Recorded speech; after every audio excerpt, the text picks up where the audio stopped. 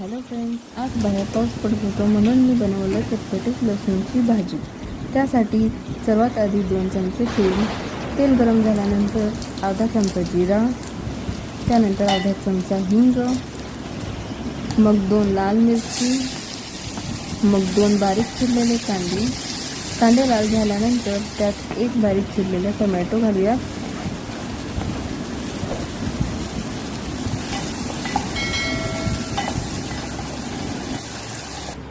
1 वाटी लसूण मी सोलून घेतलेले आहेत, ते आपण खलबत्त्याने ठेचून घेऊयात। पूर्ण बारीक नाही करायचं आहे। आता त्यात मसाल्यासाठी 1 चमचा लाल तिखट, अर्धा चमचा हळद आणि चवीनुसार मीठ घालून भाजी परतून घेऊयात। आता 5 ते 6 मिनिटांसाठी झाकून ठेवूयात। तयार आहे लसूणची भाजी। रेसिपी आवडली असेल तर लाईक, कमेंट आणि सबस्क्राईब करा।